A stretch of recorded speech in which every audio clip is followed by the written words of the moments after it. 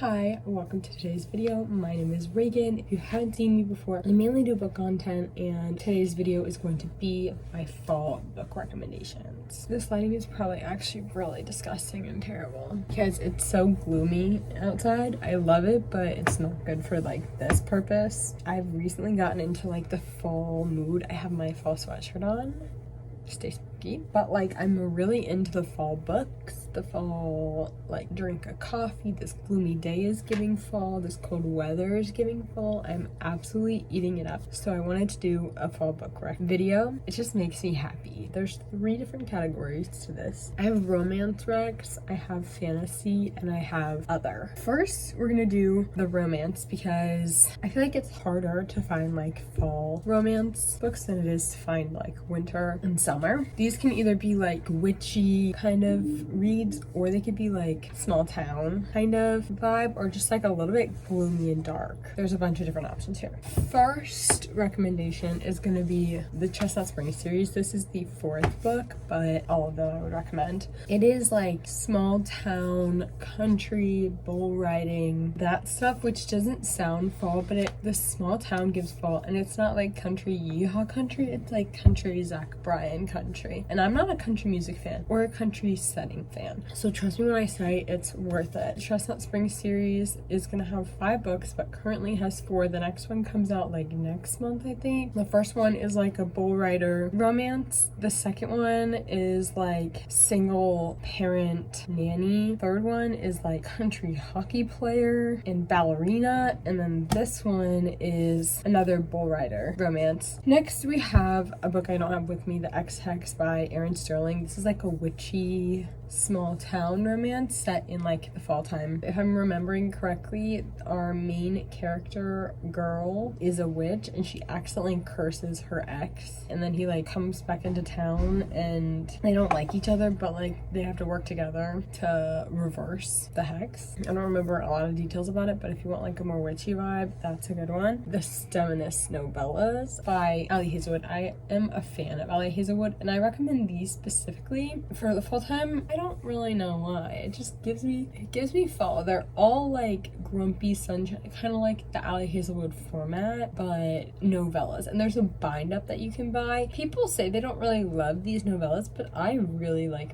thoroughly enjoyed them as novellas. Like if you go into it being like, this is a novella, it's not gonna be a 300-page slow burn. They still feel like slow burns though, which is kind of weird, but if you go into it keeping in mind that they're novellas, they're really good. Like they're the best romance novellas I've ever read, because some can be like really bad, but these were pretty solid. But that like academia vibe always gives me fall. I would say Magnolia Parks. Now if you haven't read, I've only read the first book. I say Magnolia Parks because it's set in London, and London just screams like fall, like gloomy, rainy fall to me. And the whole time I was reading Magnolia Parks, I'm gonna be so for real, I don't remember when it was set, like season wise, but I was picturing fall. That kind of romance screams fall time rather than summer, because it's not really a romance, it's like a character study. So I really enjoyed that one. I also say The American Roommate Experiment by Elena Armas. This is the same author who wrote The Spanish Love Deception. I recommend this one specifically for fall because it's set in New York, and I think it's set in fall winter time in the actual book. It's about this girl named Rosie, I believe. She's using her friend's apartment. She doesn't realize that someone else is gonna be like using her friend's apartment, so they become roommates temporarily. I hope I'm explaining that okay. But they explore like New York together. The whole love story thing happens, but New York is like such a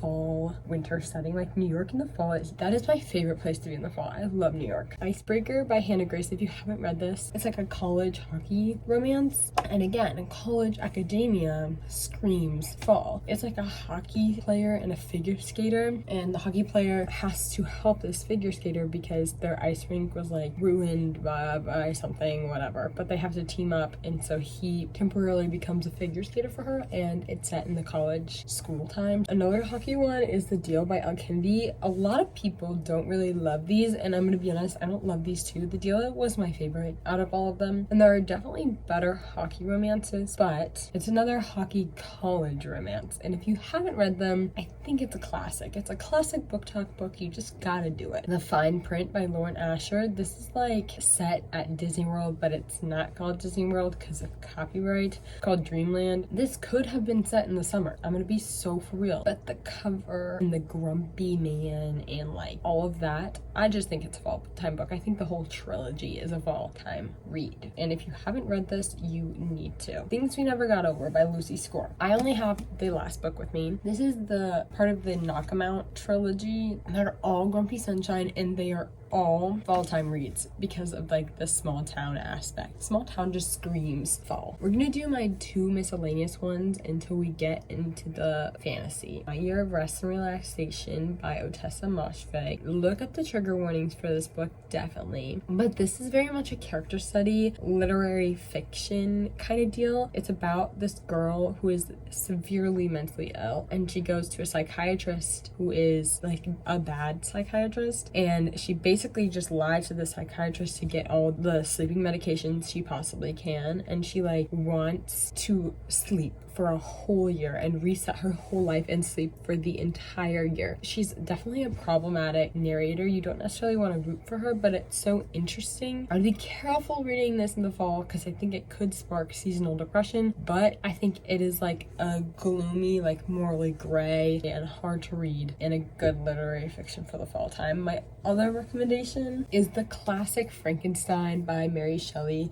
I just read this, and obviously Frankenstein is like a classic Halloween vibe, but I've never read the actual classic and it was really entertaining. I understand why people are like, Frankenstein is so difficult to read, because it is, but like it has a good plot. Like a lot of classics I read, I feel like they don't have a great plot, but this does, and that's why I think it's good for the fall time. And it's not really long. Like this is actually the entire book. This is the critical edition, so you've got like another half that's just like critiques. Where this sticky note is actually, that's the real book. Like it's not super long and I felt like it was a good plot to keep up with, if that makes sense. But like read if you've never read Frankenstein and you want to read it this fall, this is your sign. Now we get on to the fantasy. Vicious by V.E. Schwab. This is the perfect fall read. It's not only set at a college, but it is extremely morally gray. Not dark academia because it's fantasy, but it could give you that vibe because of like the college graduate setting and like research supernatural things going on. It follows 2 college students in a past timeline and a present timeline, and in the past they're doing this research project on extraordinaries, and extraordinaries are people who have had near-death experiences, and then because of that they get like supernatural powers. And so in their like experiment they're like trying to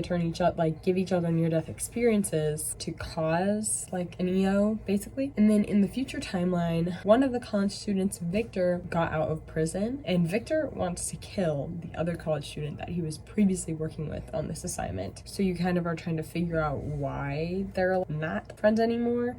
V. Schwab's books, all of them are great for the fall time. They're all kind of dark with morally great characters, and they're super fun fantasies, and it's set in like the real world, so it's not super hard to grasp. I recommend that one.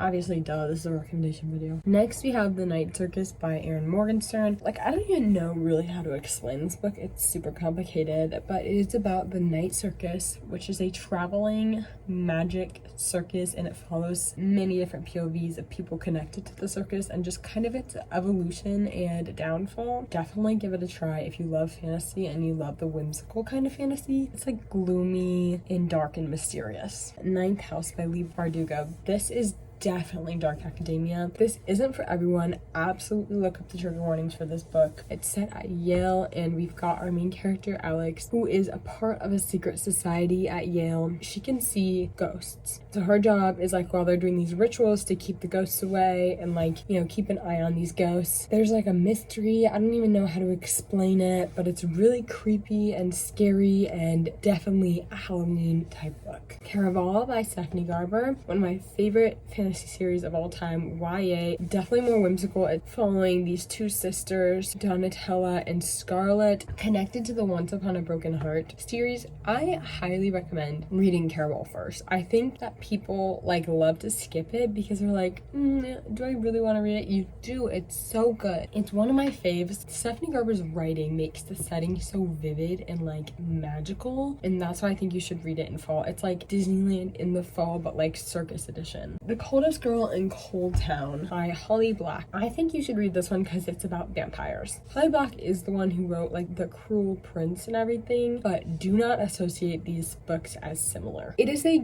entertaining vampire fantasy. I don't remember much about it other than there was vampires in like a secret town and stuff, but Under the Whispering Door by TJ Klune, they wrote The House on the Cerulean Sea as well, and I think specifically Under the Whispering Door by TJ Klune is a fall read because of the setting. It is set in a tea shop, and this tea shop is like a place for spirits to pass through into the next life. We follow a spirit who has been sent to this tea house to be passed on, and the people that help you pass on like work at the tea shop, and he meets this guy who works at the tea shop who's helping him pass on, but they form a little relationship, so it does have some romance in there. And the tea shop in the fall, it's a very fall setting, and I ate it up.